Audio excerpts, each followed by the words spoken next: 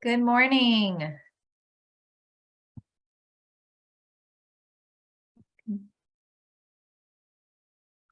Hope everyone is doing well today. We have a few people just joining us, so we will give it probably about a minute or so and then go ahead and get started.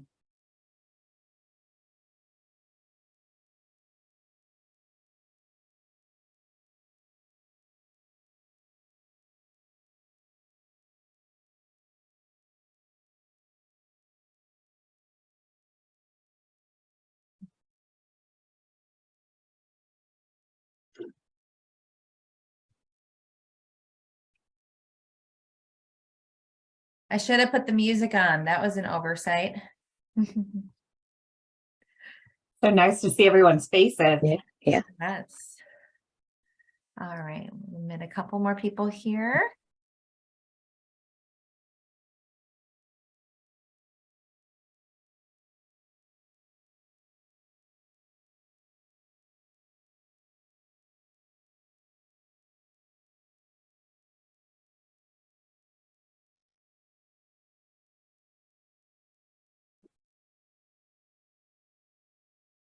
Good morning. For those who are just joining, we'll give it probably 30 more seconds or so, then we'll go ahead and get started. We have about 40 people or so signed up today, but I know that getting everyone in right at the jump can always be a little tough. So we'll just give it an extra minute or so.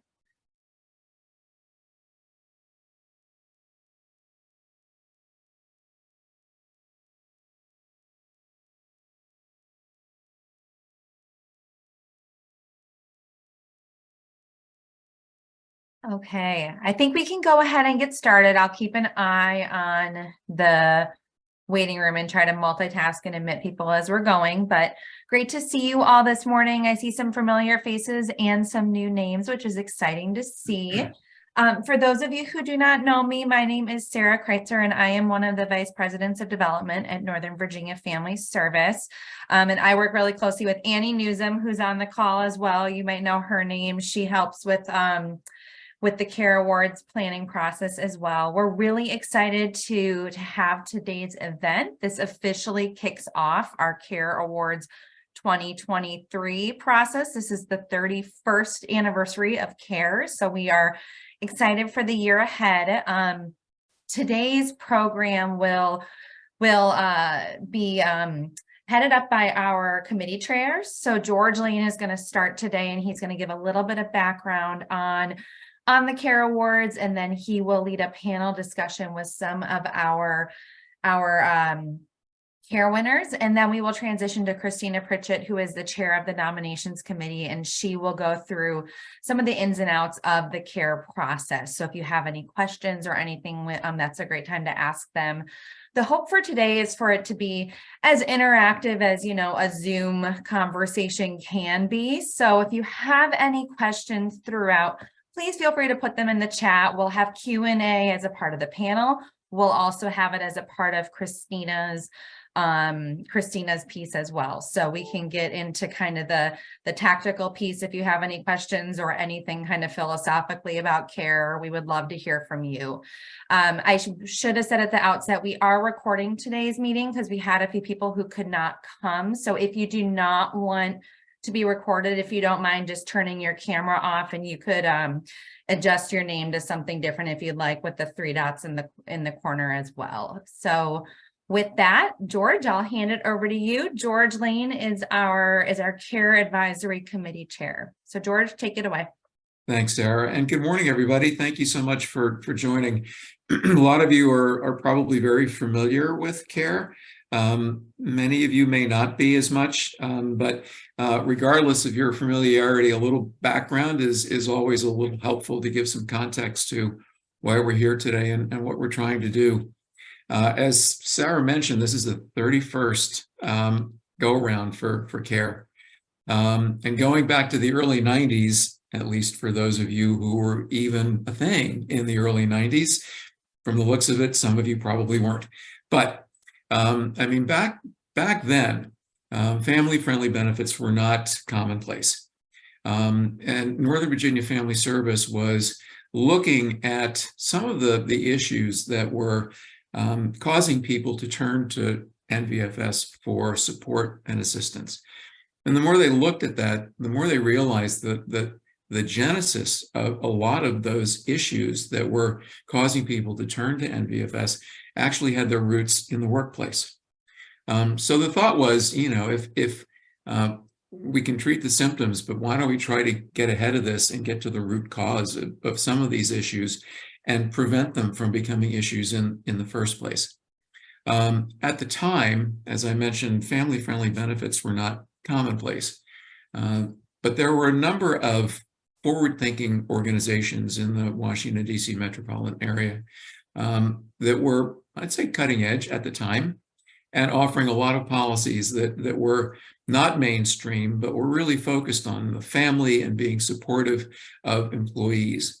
And those organizations seemed to have the right idea for what it would take to help employees deal with issues successfully and not become problems that eventually cause them to turn to NVFS. And the thought was, we should acknowledge these companies for what they're doing and use them as examples for other organizations to emulate, not only because of the work that they do to support employees, but because of the impact that it has on business.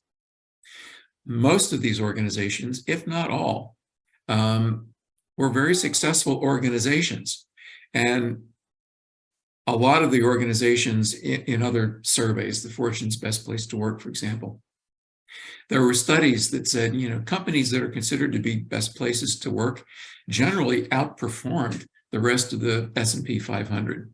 So leadership of Northern Virginia Family Service got together with local business leaders and brainstormed how can we go about acknowledging these organizations, setting them up as examples for other organizations to emulate, and then hopefully spread the word around that not only are these programs good for employees, but they're good for business as well. And from that came the CARE Awards, which stands for Companies as Responsive Employers. Now, that was the early 90s. Fast forward to the early 2020s. Family-friendly benefits are table stakes anymore. They're pretty much routine. And they are not necessarily the best way that organizations feel they can distinguish themselves from other organizations as great places to work. So as the workplace has changed, as the environment has changed, so too has the CARE Award changed for the things that we're looking at, that we're hoping to acknowledge organizations for being at the forefront of. So we're looking for organizations that are good community partners. We're looking for organizations that are trying to create a workplace that is supportive and diverse and inclusive. We're looking for organizations that are doing the best job in creating a sense of well-being for their employees, driving employee engagement, helping employee development. Those are now the things that we're looking at and evaluating as we say, so why should this organization deserve the recognition of being a CARE Award winner for what they're doing. And that's where we are today. And that's the beginning of the process that we're embarking on now as we get ready to start the application process and then go all the way through to the award in November. So very brief history on CARE Awards, but that's where we are today. As Sarah mentioned, we do have a very distinguished panel of recent CARE Award winners who are going to share some of their thoughts and ideas and experiences with the rest of you. And again, the idea, for those of you who aren't familiar with the CARE Awards, aren't familiar with the application process, the point of this meeting today is to make it as approachable as we possibly can, to answer questions that you might have about what the process is all about, and to help you through the application process to the greatest extent that we can, so that the more of you that want to apply, the better. It used to be we only gave one award for each company in certain categories. And several years ago, I don't know how long it was, we said, look, any organization that's doing what we think are the right things to do should be acknowledged. So there's no limit to the number of companies that can apply. There's no limit to the number of companies that can win. That's all going to be determined by you. So with that, let me introduce our panelists, and then we'll get started on some of the conversation. So very briefly, we have Michelle Milam from Business Benefits Group, Ellen Grealish from Flex Professionals, and Rachel Price from National Rural Electric Cooperative Association. So I'm going to ask each of them to introduce themselves in a little bit more detail, and as they do that, give a little bit of a perspective on what the CARE Award means to their organization, and then we'll get into some Q&A. So I'm just going across the top row, and I'm going to take Michelle Milam to block. So Michelle, why don't you start with some of your perspectives? I feel like this is a great Hollywood Squares moment, but hi everyone. I'm Michelle Milam. I'm the Chief Human Resources Officer at the Business Benefits Group. I'm one of the agency principals. We have been part of the CARE Awards now. I think this is our 7th year. And at the time that we went ahead and first applied, we were going through a huge organizational change that really shifted our culture. And so for the prior, I've been with the company for 16 years. So for the prior 9 years, I would never have applied for this award previously. And it wasn't because it was a bad place to work. It just wasn't the culture that would mesh with what this CARE Award stands for. And we had a very large shift at that time in the way we were doing business and the way we were interacting with each other and with our clients. And for that reason, we decided to apply, and the rest is history. We've been participating for the last 7 years. This is probably the award that means the most to us in the long run, just because of the recognition of the work we do. Ellen? Thanks, Great. Michelle. Thanks. And thank you for having me here today. My name is Ellen Grealish. I'm one of the partners of Flex Professionals, and I'll explain a little what we do because that will explain why CARE is so important. But we are a small staffing and recruiting firm that specializes in part-time and flexible placements, both permanent and hourly. And so we work with a lot of job seekers, a lot of women, a lot of moms who have maybe left the workforce after a professional career and are looking to re-enter, but in a flexible or part-time way. We also work with an increasing number of men and women who are at a time in their lives where they may want to scale back from traditional 40, 50-hour work weeks, but still remain in engaging and meaningful role. And so we take those job seekers and then we match them with small and medium, typically small and medium-sized growing companies who struggle to find really top, dedicated, affordable talent that they, may not be able to find in traditional ways. They may not have the work to justify full-time, but they want somebody dedicated and skilled and experienced. And so what is interesting is that we, really founded the company initially to give job seekers options, not only just to find, part-time or flexible roles, but to find companies that not only offer that, but also offer a very family-friendly, supportive work culture. And as an organization, we try to emulate that ourselves internally. So you can see that the CARE Awards are very much aligned with our mission and the reason that, we started the company in the first place. And so it is a very important award to us and to me personally. And I will just say there are a lot of other awards that we've applied to that we've won in the past. A lot of those, to be honest, are pay to play, or they look at a bottom line number and they say, okay, yeah, you've won.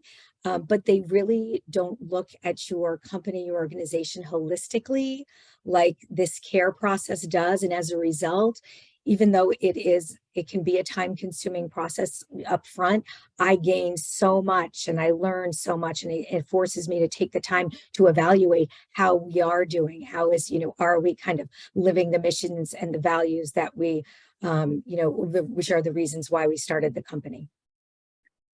Great, thank you, Ellen. Before we go to Rachel, I just want to mention that as the conversation goes along this morning, you all may have questions of your own, so please feel free to drop them in the chat. Sarah's going to be monitoring that as we go along, and we're going to try to leave some time at the end for Q&A. So if there's anything that stimulates a question in your mind, just pop it in there. Rachel, go ahead. Thank you, George. My name is Rachel Price. I am the Learning and Development Manager at NRECA, as George mentioned. NRECA is the trade association for electric cooperatives around the United States. Here in the DC metro area, we have about 550 employees, give or take, and we have about 750 across the United States. The CARE Awards, NRECA has been part of the CARE Awards for maybe 15 years. I believe it's 15 or 16. I'm usually off by one. So it's been a long time that NRECA has been part of these awards. A large part of the reason that we continue to apply is really very much in line with what Michelle and Ellen already said. One of the NRECA is the trade association for electric cooperatives. Cooperatives live by what they call the 7 cooperative principles, and one of those is concern for community. And the CARE Awards very much helps us make sure that we are still doing what we can for our own employees and for the community that we support, because that is a big part of our mission and what we're trying to accomplish.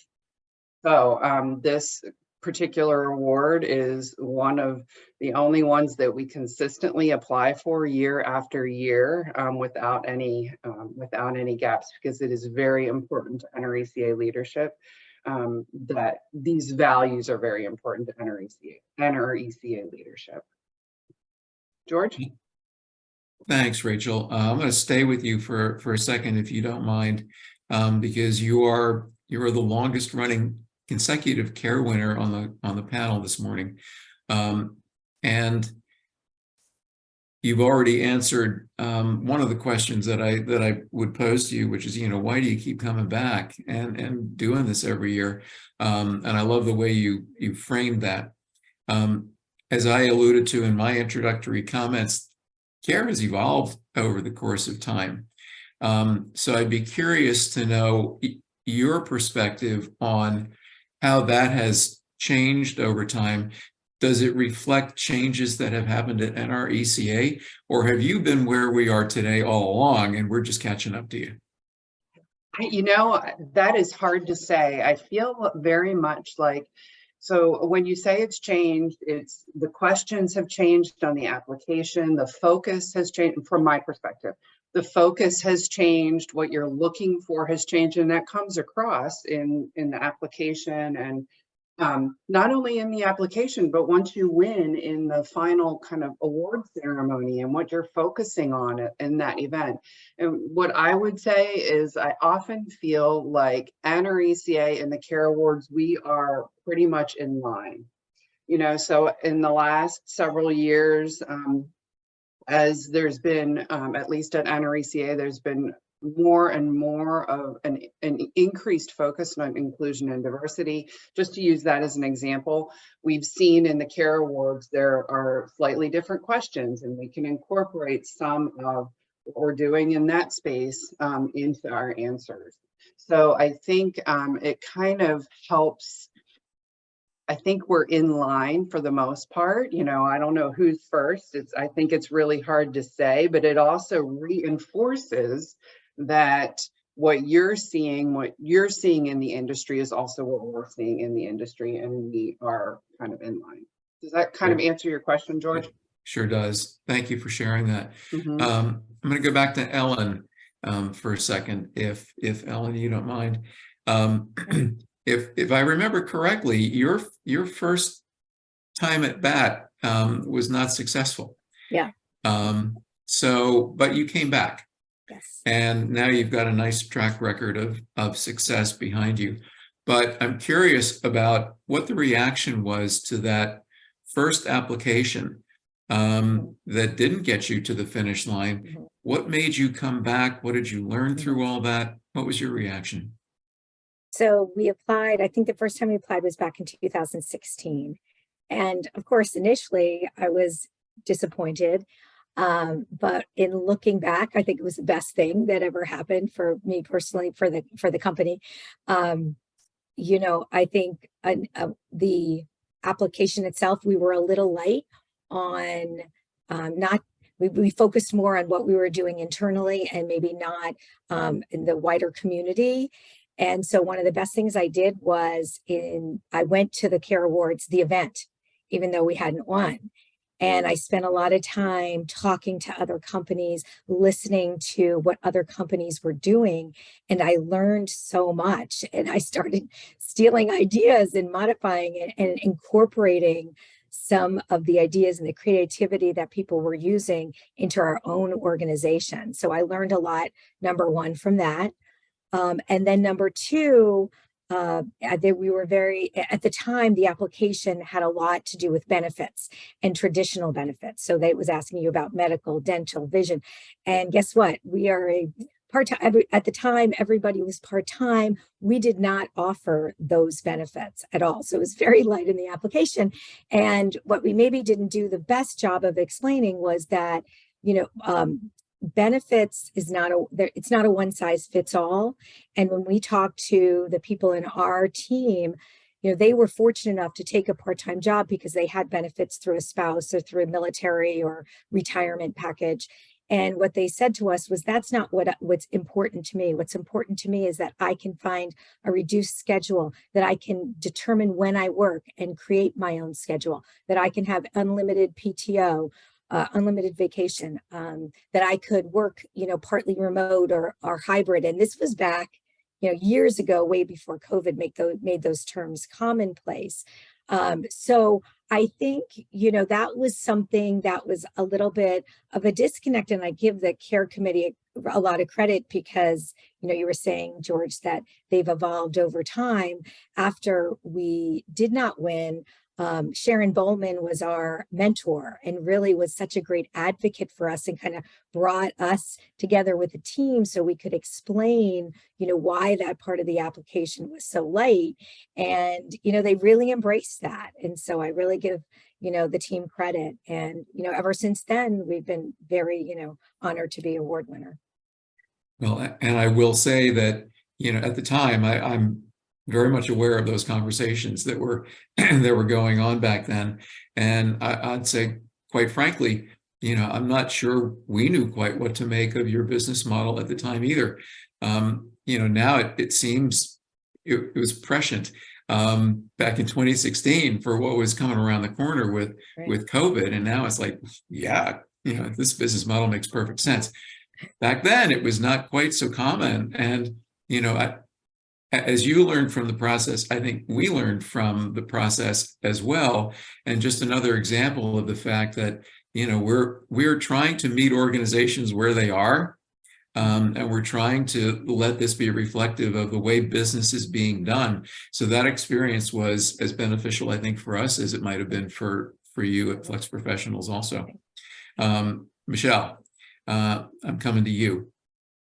I know part of your culture within BBG, very employee supportive. And I know you do a lot of outreach to employees through internal surveys. As those of you on the call who have been through the process before, you know how important the employee survey is. I mean, that's where walking the walk separates itself from talking the talk. What do employees think about all this? Some companies over time have said, we're over-serving our employees. We're They're getting survey requests from everywhere. Rate your dining experience last night. How was your delivery from Amazon? And, we just don't want to over survey our employees. But even though you do survey internally, that has not been a barrier for you. Would you talk about that a little bit? Sure.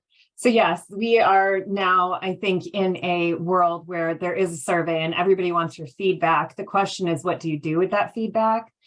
And I think that's what makes our employees still participate, because we take their feedback and we actually take it as action. So we do survey a lot, and it's the simplest things like, where do you want to go for the next happy hour? Or, what's important to you this month? Like, we ask them different questions. It's typically very small pulse surveys, so it doesn't take a lot of effort to respond. But at the same time, we've also created kind of a theme or a structure of expectation around the Care Awards, because we can't win an award without everyone's participation. Like, it's a team effort, and we really speak to that a lot internally at BBG.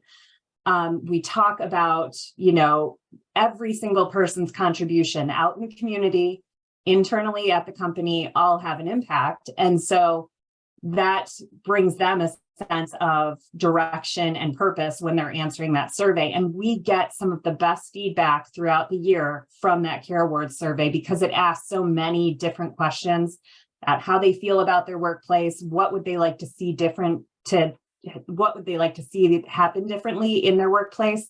If one thing they could have, what is it? And it gives us goals and wish lists to work towards as far as being an employer for 60 awesome people.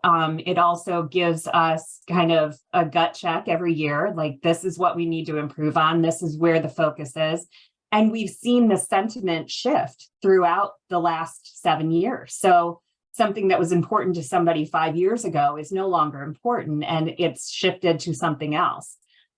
We saw a lot of different survey responses during COVID, when employees were feeling a little more disconnected. So all of that helps us kind of gather as a management team and really focus on what's going to help the employees. But that's why I think the Care Awards process and the award is so important, because you have to put in the work on the application. You have to build a culture around that survey of responsiveness, because there's a requirement as far as how many of your employees respond. And then if you're selected for a site visit, it could be any employee that the nominations team or the site survey team talks to. So is everyone on the same page? And that's always fun and a little nerve-wracking, but that's what makes this process so important, I think. And that's why the award is so well deserved in the long run. Great, thank you. I'm going to stay with you for a second, but I do want to mention that when we wrap up the panel part of this conversation, Christina is going to walk us through the application process. But as a prelude to that, Michelle, why don't you, I'm sure all three of you may have some tips for people about successfully dealing with the application. As we've alluded to, we have changed the application process over time. It's much more free form, but that doesn't necessarily mean it's rolling out of bed either. So right. Any advice about a way to successfully approach the application and complete it?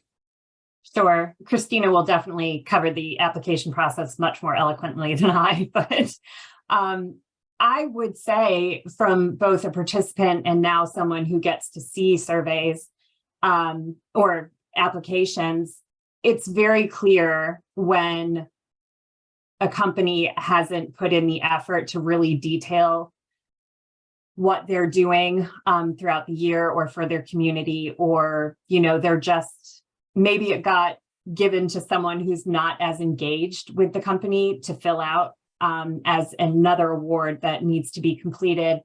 I would say what we do all year long is we write down the things that we're doing and whether they would apply to CARE or whether they're not, or whether they don't. And then we use that as our template for filling out next year's survey. So every year we're continually talking about, what did we do this year? Does it apply for CARE? And that helps us create the application for us. And then the CARE Awards application gets changed every year. So it's not like we can just copy paste. So it's like, okay, what are they going to throw at us this year as a surprise? Like, what's new? So I like the application process because it does engage you and makes you think about what makes your company special. And I think that from a management perspective, re-engages us into why we're doing good things in our community and good things for our employees. Great, thanks. Ellen, I'm going to ask you, your approach to your second application differed from your approach to your first, I would imagine. Would you talk a little bit about that, how you might have approached it differently the second time around, and then after that, or any other insights that you might have? Yeah. Well, first, I think we spent a lot more time. I would recommend not waiting until, a week or two before the deadline. I would look at that application and then really break it up into parts, even the questions. And so what we did that following year was, whereas the first year was kind of, I just responded, that second year and then subsequent years, I will meet with different members of our team to collaborate, to get their feedback. There were things that we were doing that was really important to our team that I didn't even include in the application in the first year. So my recommendation is definitely space it out. Take each question and talk to, we're small enough that I can do that. I know that's difficult with larger teams, but even just to get a sampling of people and to really collaborate and talk in detail, and not just, pull it from your website, but really discuss what are the things that you're doing. How is it impacting the people on your team? How is it impacting the greater community, and sharing that. And so that it really becomes more of a, to me, it's a good 4 to 6 week process, because I do break it up now and include more members of the team and get involved. Great, thank you for that. And then Rachel, just to wrap up, your NRACA is a somewhat larger organization than Michelle's or Ellen's, probably more stakeholders with a voice in the process. How do you manage that? Well, we do a lot of it. Really, it flows with what Michelle and Ellen have already said, in that we don't leave it till the last minute.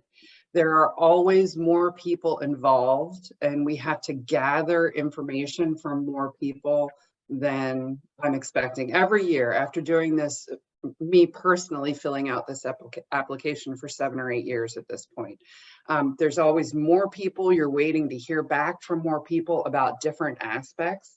The other thing that I would say I have learned over the years and would consider a best practice is exactly what Michelle said. We, as the year goes on, we are gathering information, just, not compiling it as much, just making a list. These are things we don't want to forget to include in the awards.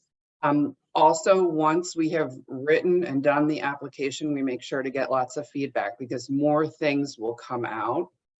Because we are such a large organization, there is so much going on at all times. And those things that are going on are from all around the organization. So how can we make sure that we're capturing all the good things that are going on? We've definitely missed some things over the years.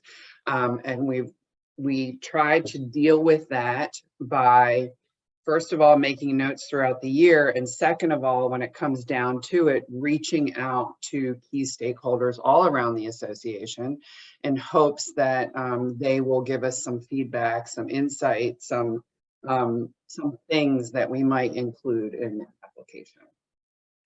So it seems as if a common theme through all of this is the application process is very educational.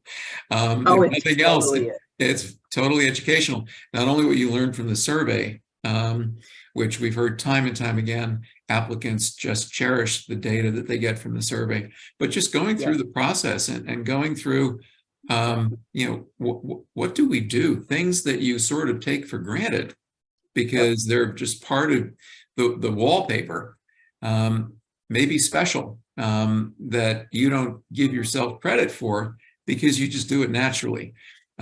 So very helpful insights from the panel, and I certainly appreciate that.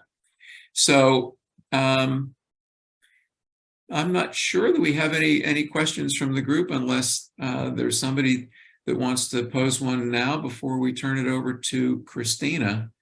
If there is, you can either dump it in chat or raise your hand. But I'm going to take that as a sign that the panel has been extraordinarily insightful and informative, and left no questions unanswered. So with that, I will turn it over to Christina, who will talk to you a little bit more detail about the application process and the time frame for that. So Christina, go ahead.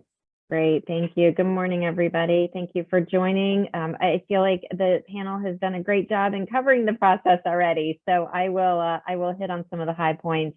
To start, I think the one thing that I would say is, as you go through the application process, one of the huge benefits is that many of the folks, including the panelists that you've talked to, they actually transition to the nominations team at some point, which is I chair that committee. And so it's a great opportunity to obviously, apply for your company, have an award winning application, but then also really be able to just engage in the broader community of care.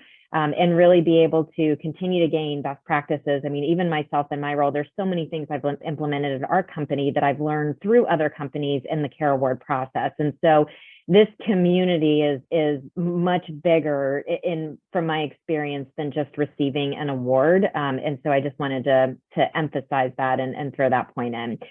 So with regards to the schedule and the application process itself, our applications will launch, I believe, today following this kickoff event, and so look for that to come. Our applications are going to be due on June 20th, and so there is a pretty good window. There's about a 2-month window that you have to be able to work towards your application. And so as everybody said, I would definitely encourage, take a look at that sooner rather than later, start that process, and then work on it piece by piece over time. It is not a daunting application. So if we've made it sound like that through any of our conversations today, we really have tried to simplify this. As I think Ellen indicated, when we first started, this was probably a 6, 7, 8 page application. We had, back in the day, we had tables. You had to check what benefits you had. It was pretty extensive. We've really simplified it to just a couple pages, and the first page is going to ask you just for basic company information, right? Where are you located? What size company is your organization? Points of contacts that we can leverage throughout this application process. We will ask for, again, company details as an example, retention rates. So there's a few stats that you'll need to provide, but the bulk of the application is just going to be 3 or 4 open-ended questions where you're really going to have the opportunity to tell your story as you see fit. We'll give you some guidance there. So, there may be a question around, talk about your community outreach and community service initiatives. There's going to probably be another question that's more open, right? Tell us what you've been able to implement over the last few years as your organization's changed, as the market's changed. Highlight a couple of your key stories, right? And that might be benefits, that might be outreach, that might be support around wellness programs, that may be diversity initiatives. And so we really do give you the flexibility to highlight your organization rather than kind of pigeonholing you into talk only about this topic and that's what matters. So you'll see some open-ended questions, and again, you'll have an opportunity to provide some supplemental information. So if it's helpful, you can attach your benefits brochure that highlights some of the other benefits. Just the more information you could provide to the nominations team, the better view we'll have in terms of your organization holistically. There are some page limits on there, so we don't need a 100-page document. Our committee is going to have multiple companies to review, and we won't have the ability to do that. But again, you will have the opportunity to showcase quite a few things from your organization. Once we receive the applications in the June timeframe, then our nominations team will really go to work in evaluating all of the applications. We will do a down select at that point. We do not have targets. And so if we receive 25 applications, then we have the ability to push 25 companies to the next stage. There is not a forced down select in that process. And so we usually take a few weeks to review all the applications, debrief as a nominations committee, and then we will be communicating with you by mid-July timeframe whether or not your organization is advancing to the survey stage, which is the second stage in the process. One of the unique things about the CARE award process is we do try and maintain pretty open communication with the companies. In many cases, I will be your primary point of contact, so I'm oftentimes communicating directly with companies on your application status, where you are in the survey. So we do try and maintain that. We have had organizations in the past that have not advanced beyond the applications, and we do try and provide you feedback around that. So you will not usually get a generic note that says, sorry, you didn't advance, good luck. Usually I'll say, can we schedule a call? Can we talk through some feedback? We want to try and provide you as much information as possible to help really educate you on that process and then give you better insight as we would hope you would go to apply the following year. So mid-July is about the timing that you'll know whether you've advanced to the survey stage. The survey stage is the second phase of our process. And so that typically runs between, mid-July timeframe and about the mid-August timeframe. Typically what we do is we release the survey to you with a 3 to 4 week window. And we recommend that we give you flexibility to release it to your company whenever you'd like. And we recommend keeping it live for, 5 to 10 days within your company, just so if there are people that are on vacation, we're right in the middle of the summer. There's not just a 5-day period. If somebody's out, they have the opportunity to take the survey when they return. We do require a 30% response rate. So I think somebody alluded to a response rate requirement. That's at 30%. I will communicate with companies throughout the process on how you're doing. So once I see that your survey has gone live, every few days to a week, depending on where we are in that window, I will send you a note and just say, here's your response rate. I will also send you a note if we get a couple weeks into the survey and I haven't seen that your survey has gone live. I will send you a note just to say, hey, don't forget to make that survey live. So I'm watching all of those surveys on a pretty regular basis, and I will work with you to make sure that you're pushing the right communication out. I send you templates and how you can communicate to your company. I send you the survey link. So I will work with you really closely. We really try not to let companies not hit their requirements. So if we've had companies in the past that if our survey closes on July 14th and they are at 26%, I will work with them to do a final communication push to their company. And that may mean that we extend your survey by a day or two to try and help get you to that 30%. So again, I go back to just part of this process. We really do try and have a lot of touch points with you. And our goal as a nominations team is not just reviewing and making decisions, but it's really helping to support you through this process and really do everything we can to help you get from start to finish. The one thing to mention on the survey, we actually started this last year. We are allowing companies the opportunity to add customized questions. So the way that our survey runs, we have two sections. One is, a standard 20-25 questions where employees can evaluate, do they, strongly agree all the way to strongly disagree. We do have a couple open-ended questions. There's actually 3 very wide open-ended questions. And then starting last year, we have started to give organizations the opportunity to add up to 5 questions of their own choice. So the way that works is that I will communicate that you've advanced forward. I'll give you a deadline to send me your questions, and then I will build that into the survey that is specific to your organization. We do not necessarily use that criteria in our evaluation, but we do it so that as organizations are evaluating their survey results, there's certain things that mean, very specific things to companies or they're curious about, and we want to be able to incorporate that in. Our nominations team will not necessarily use that as part of our evaluation, though, just for the purpose of consistency and standardization. Okay, so that is unique about the survey. The other thing that's unique about the CARE survey, again, I've applied for a number of surveys within my organization as well, and typically you don't get all of your results. You may get a summary, you may get highlights. I turn you the full results. So once our nominations team has evaluated and made recommendations for whether or not companies are going to advance beyond survey, then I will circle back with each of you and share all of your survey results. I will give you the breakdown of the 25 questions and how you scored relative to those questions. And I will also give you the raw data of the survey results for those open-ended questions. So you get full results. And again, that is very unique to this award. There's no cost associated with giving that. It's just part of our process. So those are just a few of the unique features of the survey stage. We used to require site visits. So once you come through the survey stage, if you advance forward, site visits used to be a requirement every 2 years. We've since done away with that through the pandemic years.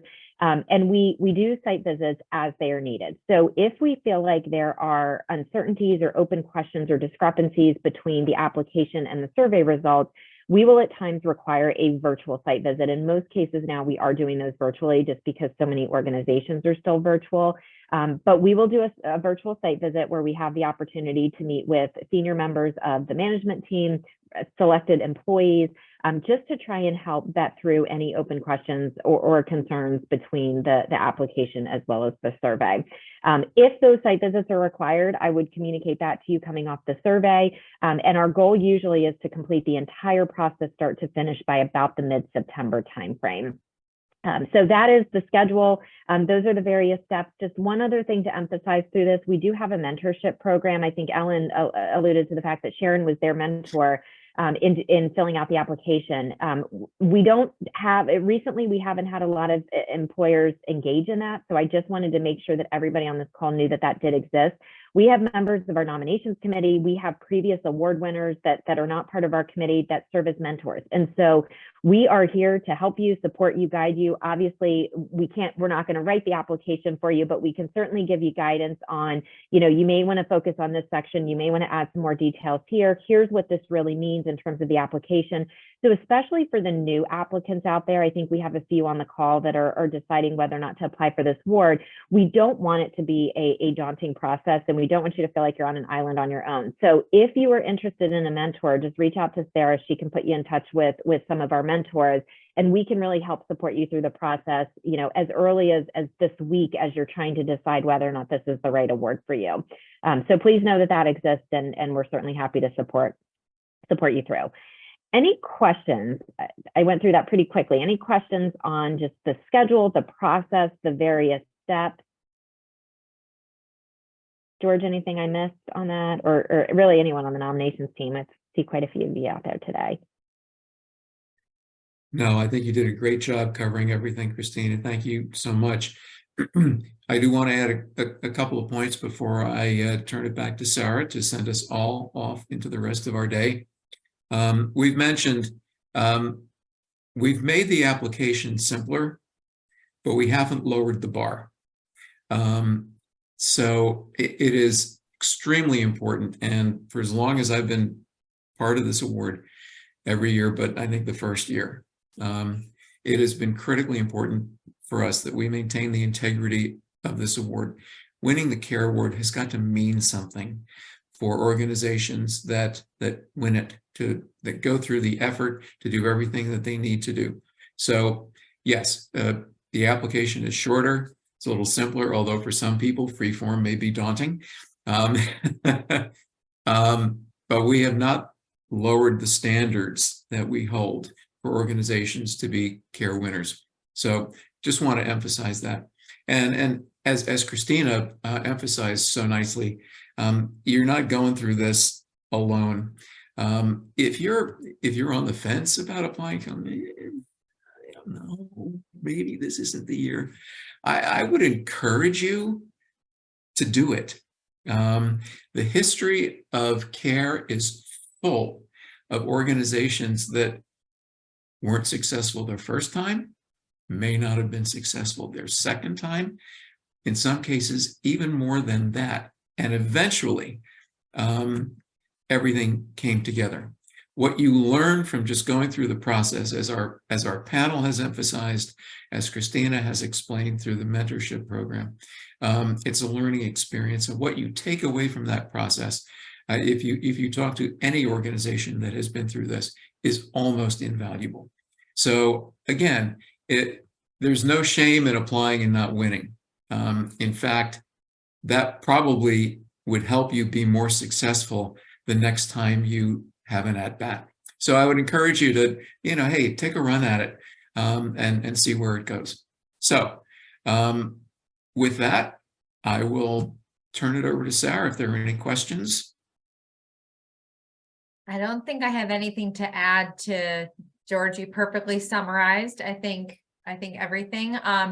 We encourage you, reach out if you have questions. As Christina mentioned, we have mentors who are happy to support you through the process, who have been longtime nominations committee members, so they can just talk through any specific questions or things that you want a little bit of feedback on.